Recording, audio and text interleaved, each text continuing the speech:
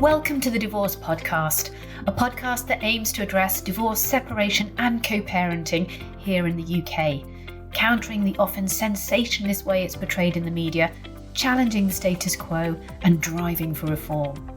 On each episode, I'm joined by experts to discuss divorce, separation and co-parenting from different angles and to give their opinions and to debate them. I'm Kate Daly, a relationship counsellor and divorce coach, co-founder of Amicable, the divorce services company, and host of this, the Divorce Podcast. In this episode, I was joined by Helen Thorn, a comedian, author, and co-host of the podcast Scummy Mummies. I began by asking Helen about her marriage breakup during lockdown and what she felt the hardest part about getting divorced was. She explained to me why it was so important to have her husband's adultery noted in their divorce petition, and we discussed how she felt about the approaching change in the law to a no-fault system. I was also able to quiz Helen on how she makes her co-parenting relationship work when it's clear there is a sense of betrayal and that trust between her and her ex has clearly been damaged. I think you'll enjoy hearing about her dating anecdotes, and whilst Helen is well known for putting a positive spin on things, there's no doubt that listening to her candid portrayal of the breakdown of her marriage has been a really heartbreaking experience. But as ever, Helen approaches the future with humour and optimism and says that talking about her divorce helps her navigate the road ahead. If you really loved this episode or want to hear more episodes like this, then please make sure to rate us on your preferred listening platform. Enjoy the episode. Welcome, Helen. It's lovely to have you. I am very happy to be here. I'm so thrilled because I love talking about divorce. I love talking about being single and I love sharing my story. Oh, it's really great that you're here. We've been looking forward to having you on the podcast for a little while now. So delighted and very interested to hear what you've got to say about divorce and being single and the body positivity as well. So let's start, if we can, with a little bit about your background and the context to your divorce. So I know that you met your husband when you were young and you've previously described your marriage as traditional, in quotes. Give us a little bit of context and tell us a little bit about, how life started and your married life. Well, I met my husband at university when I was 19. We were both at Melbourne University in Australia, and he was really one of my first boyfriends. So I sort of fell pretty hard and pretty deep. And he was a couple of years older than me. He'd travelled the world. I was a country girl from quite rural Australia. So meeting someone who had travelled the world was very exciting. And yeah, we just sort of stayed together. And I was very much focused on getting married from the get-go. My parents have been married for 58 years. My dad is a vicar. The sanctity of marriage and the way marriage was seen was very much heralded in my family. And I grew up at church. And so every weekend I was surrounded by weddings. And so I had this sort of unrealistic and almost sort of, fantasy about being a bride. So I was very much focused on that in my 20s. And then we got married shortly after I had my our first child together.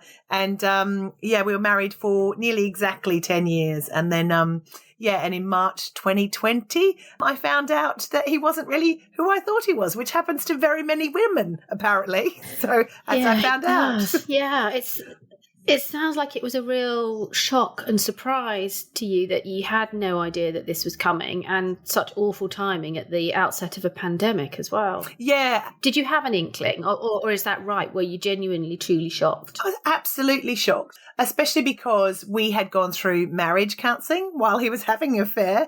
He failed to mention that, and I thought we were working towards something together, and we were 5 days off signing a mortgage to renovate our house. We'd been working on that for years. So there were no indications that he was breaking away from the family unit. And so when I found a love letter with, a name I recognised on the back, I was completely floored. And, my whole world kind of came tumbling down because I really thought that we were getting better. The kids are a bit older. We both got further on in our careers, so we're more comfortable financially. And so everything felt like, gosh, I've worked so hard to get to this point. Yes, we're going to have a great year together. And then everything was not what it seemed. And so I think, and then the pandemic happened a couple of weeks later. So everything I knew changed very, very quickly.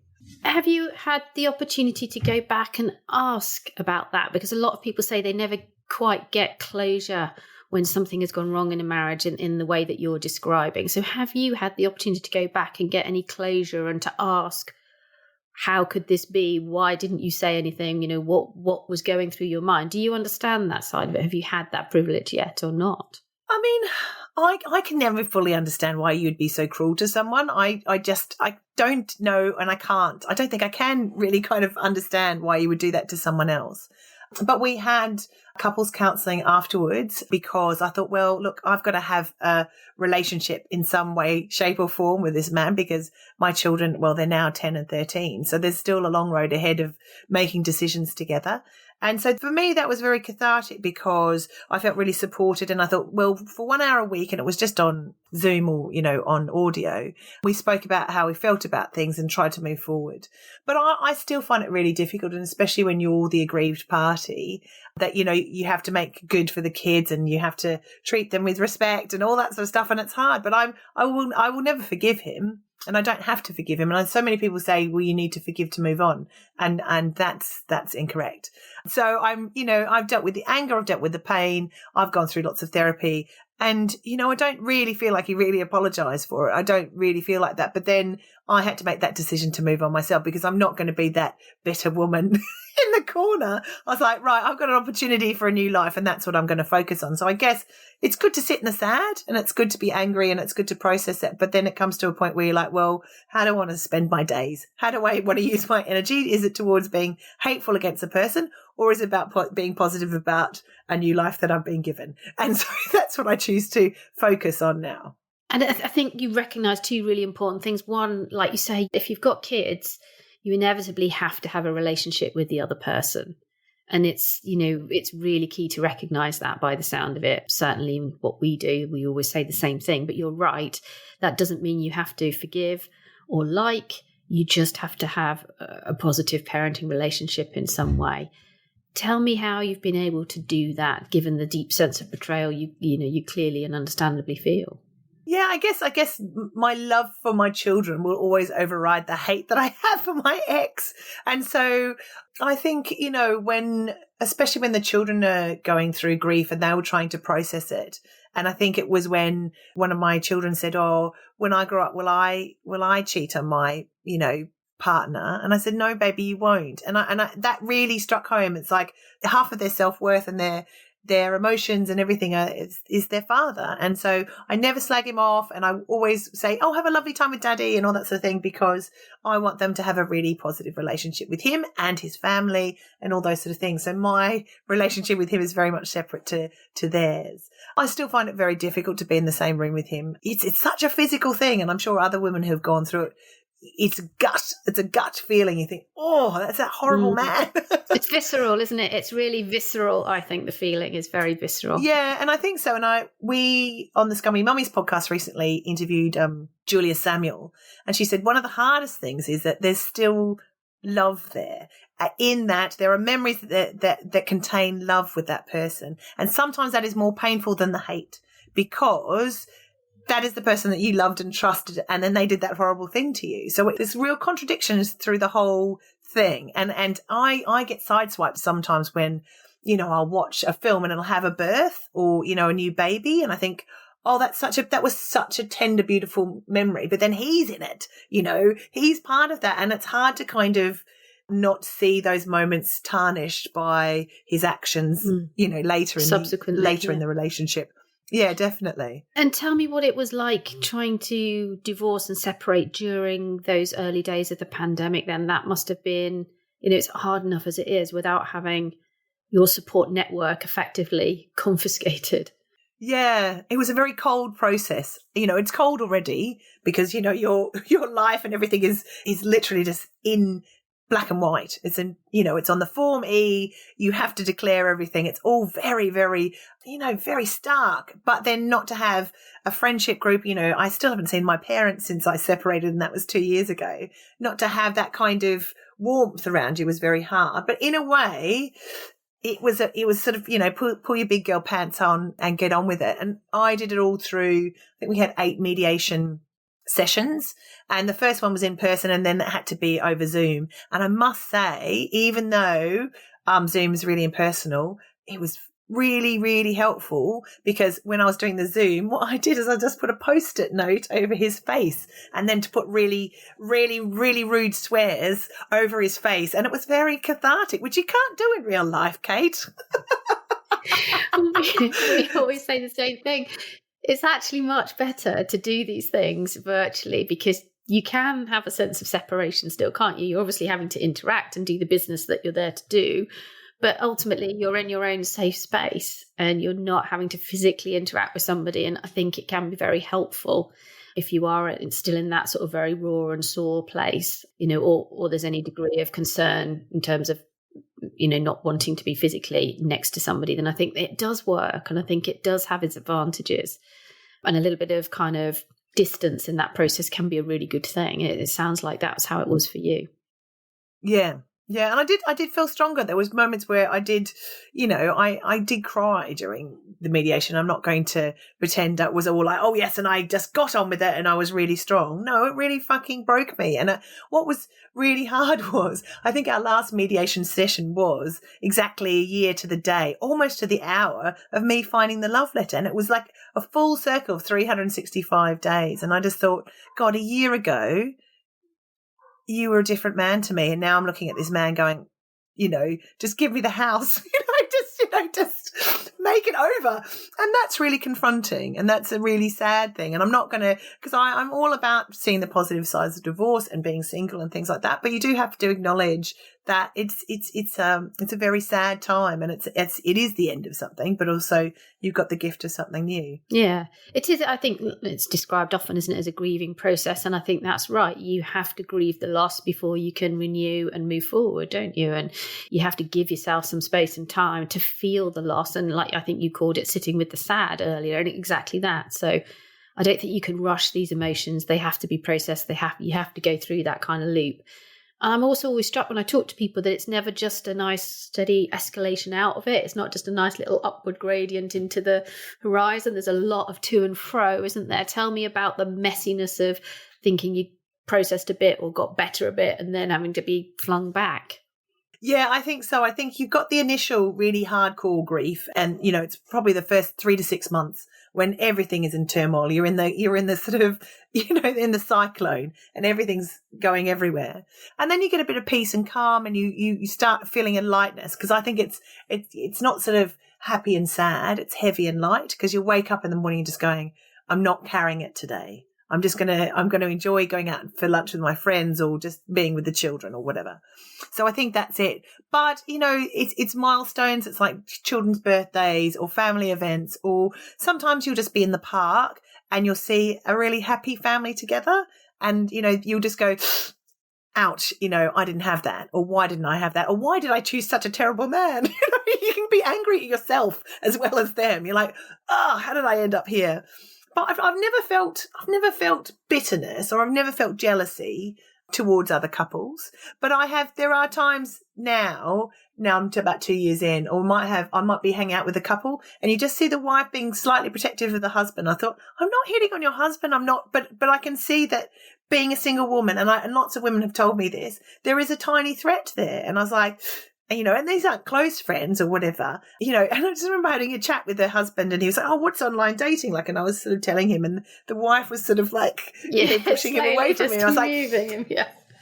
Wow. And he said, oh, it sounds great. And she said, oh, beg your pardon. I was like, whoops. But yeah, so I think, it's about navigating all those sort of things. And yeah, and as I was saying, like, you'll see a film or you'll hear the song from your wedding when you're in a cafe, and it'll just sting you. But also what's really good now is that I know the sting doesn't last long, and it's not as frightening. And also I'm not afraid to be a bit sad, because I'm like, well, I'm very happy. But I get messages almost daily from women going, when do I feel better? And I think that's what people want. They want to know that there's a tick box process, but it's not. It just sort of, it bounces around a bit for a while. And it's completely not linear. And you want to be cured. You want it all to be happy, but life isn't like that anyway, regardless of whether you're in a marriage or single. No, I agree. We get asked that an awful lot of the time, how long is it going to take? When will I start to feel better? When should I date again? That's another one we get as well. But just before we move on to the kind of life after divorce, and one of the things that you've spoken quite publicly about is the importance from your perspective of acknowledging that it was your husband who had committed adultery when you divorced. And, a lot of the things that we've been talking on the podcast recently are around the fact that there are new laws coming into the UK. We will catch up finally with Australia, where you won't have to blame your partner if you want a divorce, and effectively no fault will come in. So does that mean you're sceptical about these changes and the removal of fault and ending the blame game? Well, I think I can only speak on my behalf, but personally, it was incredibly important that there was a public declaration that he committed adultery.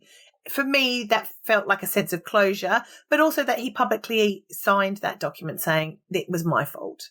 Because I was very faithful and loyal the whole time. And, I've got less money now. I spend less time with my children. I have had to compromise my entire life because of the actions of that man. And I wanted that acknowledged in black and white. And when I wrote the book, I interviewed lots of people who had very much amicable breakups and that they did it really beautifully and kindly. And I think, yes, that's really important now. But I think there is something to be said about acknowledging that. And especially, I know so many women who have been aggrieved and had, unreasonable behaviour. It's really important that is stated, because it does give a sense of closure, and for me it did. But I completely understand why no fault divorce system is very appropriate now, because I think we are in a very much grown up society, and you can find closure in other ways. Of course you can have divorce parties, have whatever you want to acknowledge that. But that choice was available to me,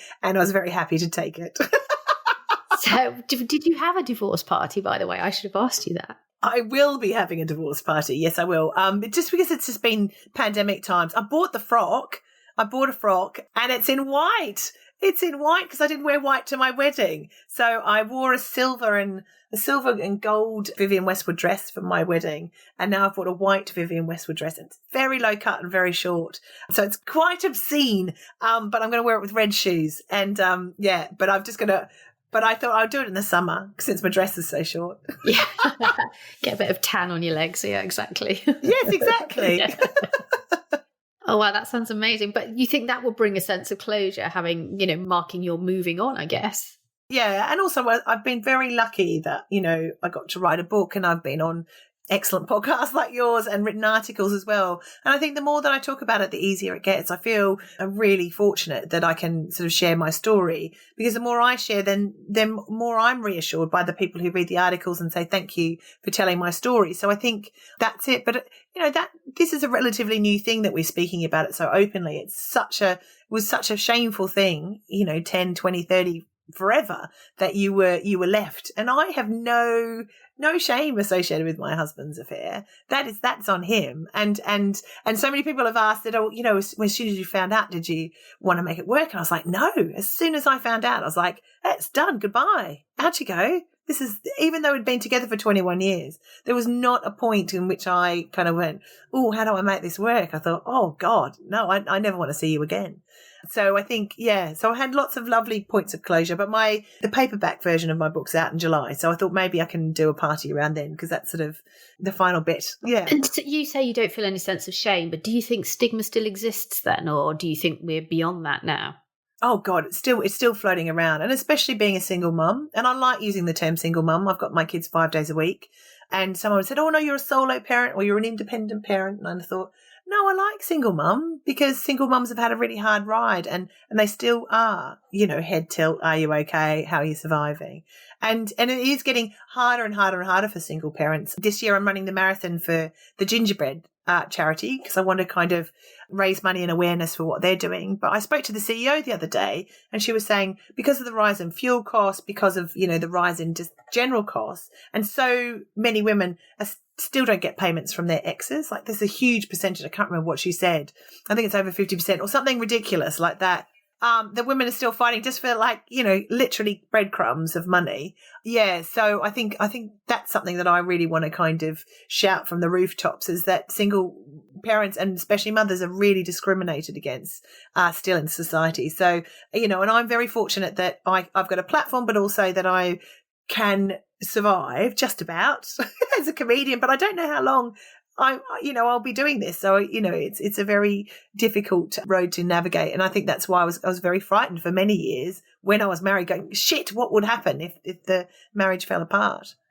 Well, there's discrimination in all sorts of very obvious ways, but also in quite some quite subtle ways as well. Stuff like insurance and that kind of thing is way harder or way higher, more expensive for single mothers in particular. So, yeah, there's all kinds of discrimination, and it's fantastic that you're raising awareness about it through Gingerbread. So well done for that. I should definitely be cheering you on in spirit. Thank you. During that marathon. Absolutely. I think it's amazing. You've written your book, and it's, as you say, it's coming out in paperback in the summer. When you reflect on your own experience and the writing of the book and all of the stories that you've heard, what do you think are the greatest challenges when you divorce? What do you think are the real obstacles for people now? I think it's letting go of the life that you think that you can only live. In terms of, like, I think that so many, like, I had a woman message me last night going, I'm going to stick with him because I just want to make this work and I've worked so hard for it for 20 years. I don't want to let that go. And that is the phrase, isn't it? Letting it go. Because, not having the same house, not having the same amount of money, all those sort of things that you think that is the only way that you can live. And it's not true, but it's frightening. And I think that's it. And also a lot of friends haven't officially got divorced because they're like, I can't do the paperwork. I can't. I was like, yes, you can. And there is so much help and information out there for you in terms of there's forums, single parent Facebook groups, there's the Frollo app, there's all these people who will help you. And the single parent community is one of the most supportive loving, yeah, exactly, welcoming, massive champions. Yeah. So I think that's the biggest thing. I think you're right. I think the letting go of the dream and the feeling that this is how your life should have turned out and now it hasn't, I think that's really the hardest bit. And that just flexing up your mind to think about other ways of living and other options. Because I can remember having this conversation with my solicitor saying, I can't possibly live outside a 6-minute walk radius of the local primary school. That's just not possible. I ended up living 13 minutes away, and it sounds so specific and silly, but it just didn't matter that it was 13 minutes or 6 minutes. But for ages, I was stuck in needing to be 6 minutes away. And it's those really small things because you can't countenance it. And maybe it's a particular London thing. There are certain districts and places that you are bound to by school or by your network or whatever. And the idea of just even loosening that a little bit at that beginning of that process felt really difficult. So I think you're right. I think it's the letting go of, your expectations of how life should be and asking the question, how could it be, rather than how should it be? So yeah, I think you hit the nail on the head there. You talk about co-parenting as well. And I hear what you say about having to kind of separate your kind of emotional self from the job of co-parenting. It strikes me that there's very little training or stuff out there for that. We just assume that if you've been a parent, you will somehow automatically and magically transition into being a co-parent. And I think there are very different rules around the way you co-parent versus parent. You don't have the kind of lubrication of your relationship anymore when it comes to parenting your kids and just being able to tag team and that kind of stuff. What have you found the hardest challenges with the co-parenting relationship?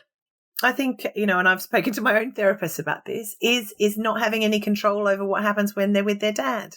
I think that's the really hardest thing. And how you'd like to bring up your own children and how you'd like to have holidays or how you'd like to celebrate birthdays and all that sort of thing. And now they're going to do things in a different way. I think that, and also my ex went into another relationship very quickly after ending the relationship he had, the woman with the affair, and now my children are going to live with that woman very soon. That's very difficult. But also I'm really happy they're happy that their dad's buying a house. They're going to get some stability. So there's lots of brilliant, happy things to come from that. But yeah, I've kept any person I've had, I've had a series of flings and, one night stands and things like that. But my two kids never meet any of the other people that are in my life because I want to keep that separate. But the kids were introduced to their father's new partner very early on, and they found that very confronting. And I found that very hard as well because I thought they're just coping with the grief of losing that relationship, and now they've got to cope with a new one. So I think that's really, really difficult. But I love that my children are very open with me and they're very happy to keep talking. And I think that's really healthy, even though some of the things I'm like, yep, it's okay. It's going to be all right. But I just have to make everything as happy and as healthy and stable when I've got them 5 days a week. And then, that's my job and that's all I can control. Yeah, I think you're right. I think the idea that your bit of this is that if you are the parent with the more of the time, your job is, as you say, to build their resilience, to be able to cope with changing from one parent to the other parent. That's what we can do to enable our children to cope, isn't it? Build that resilience and like you say, keep an open dialogue. But I hear what you say. It's frustrating when you don't have any control. I have the issue at the moment with things like pocket money, where my ex gives both my children a very large amount of money each month, and therefore they do what they like with their money, and I have no way of sanctioning if they don't behave at home or do their jobs or any of that sort of stuff. And it feels really frustrating because you're not parenting on the same page. So yeah, I think that's hard when you've got two different sort of value systems running and you're trying to help your kids navigate those two different value systems. I think that's quite tricky. Do you have any tips for people in terms of making that co-parenting relationship work, having, navigated it quite so well yourself? Well, if it's available to you, I would highly recommend counselling afterwards, like couples counselling, because what I found was I would be, especially in the first 6 months, be really sideswiped by anger and pain and confusion. I'd be sending off text messages and actually going, right, for that 1 hour a week, I'm going to save up everything I need to say. I can say it in a calm manner, and I can say it in a manner in which I'm sort of supported by a therapist. But that is, obviously that's an expensive option, but always never reply straight away. Yeah. Always take a deep breath. And if you want to, you spend 24 hours before you reply and sometimes send it to a friend first. I think that's really important because they will hurt you. They will hurt you because you've got this deep connection with them. So I think that's really important. I think, having plans in place are great, like in terms of, alternating birthdays and Christmas. And if you can have them together, that's lovely. But if you can't, that's not the end of the world as well. And yeah, I think just to have a few good friends you can blow off steam to. I know we're talking about co-parenting, but you need other single parents in your life in which you can go, he's being terrible, and that you can trust and you can feel yourself with. So I think that's really important. And and just always be positive about your ex around your children, even when it's really hard. That's hard, but try. And always have the door open for conversations as well. My kids still talk about it and it's been 2 years. So I think, the conversation is continuous rather than once. Yeah, no, I always say that to people when we do our co-parent coaching. If you think you're going to have one conversation with them about this, you're wrong. You're going to have the same conversation, but when they're at different ages and stages, throughout their lives, and you'll still be having it when they're in their 20s and 30s and so on, because it's a big chunk of somebody's life. It's a big life event. It's one of the biggest life events you can go through. And it's right that kids will process and repackage and re-narrate their story as they get older and see different sides of it and experience different things themselves. So I think it is an ongoing conversation. You're right, as far as the kids are concerned. So yeah, and I definitely, I'm with you on the don't respond immediately. That's just the most golden advice ever. But I also think it's important, as you say, to have other single parent friends, because you want a role model that this is a normal, for so many people, a normal way of life. And if you're surrounded by just couples, it can be quite tricky for your kids or even for you, can't it, to be constantly surrounded by couples. So I think it is important that you go out and make a conscious effort to know other families who are in a similar situation. I think it helps to normalize stuff. Let's talk about the joy of being single then, because you've spoken openly about the joy of being single. What do you feel, that you're happily single, or do you think that you're just single momentarily and looking for a relationship? Where are you in your sort of journey in singleton? Well, I've met lots of lovely men along the way, and I think what I sort of set out when I started dating, I was about three months after I separated, because the first 3 months I was in lockdown, so it was impossible anyway. I wanted to meet really different men to who my husband was, who got, different backgrounds, different ages, different careers, personalities, all that sort of stuff. And because I dated my husband from when I was 19, I never really dated. So I'm really keen to have different experiences, like going to the theatre or going out for nice dinners or going for a night away or things like that. So I'm still in the exploration stage, and I've got a few different guys that I meet up with occasionally, and I'm sort of off the apps. I haven't dated anyone new for about 6 months actually, but I don't have anyone kind of permanent. I just have a few people that you're rotating them around. I've got a roster. No, Yeah. I've got people who I like. I've got a friend who's an artist, and we'll go to exhibitions together and things like that. And sometimes it's not in a romantic capacity, but I've just met some really lovely, interesting men, and I have gone through the process of there's ghosting and dating quite younger men, older men, all sorts of things. And the process can be hard, and there's sometimes I've wanted to see other people more, and they've said no. And I've had to say no to people. And that's a very good skill. When someone said, I'd like to see you again, I'm like, look, I don't want to. Yeah, it sounds brutal. Yeah. And I've gone. I worry I'd be just like, yeah, that's fine. And I'd endlessly be going out with people because I just don't want to say no to somebody. Yeah, I think that's it. But when I've been ghosted, I had 6 dates with a guy, and then he just disappeared for 6 months and then popped up again and was like, hi, how you going? I'm like, what happened? Why did you disappear for 6 months? So, I think there's pluses and minuses of how easy online dating is. It's so quick. I once connected with a guy, I think it was like 5 or 6 o'clock. And I said, I'm coming to Clapham. He said, I'll meet you at a pub at 9. We met at the pub, and at 11 o'clock he was at my house and we were having sex. Like really quick. It's really instantaneous. And then he left at 2 and I never saw him again. So, it is like fast food. It's literally like Deliveroo. And it was glorious. And we very much understood what was going on. He was 31 and incredibly good looking and had a lovely time. But, that was in the summer after I separated. So I was doing quite reckless things in a safe manner, everyone, before you get concerned. But, it was consensual and all that sort of thing. But there's some kind of glorious deliciousness of that as well, like because I haven't had that before. And again, it's never when my children are around, and it's just about me being an adult making fairly silly choices. Yeah, absolutely.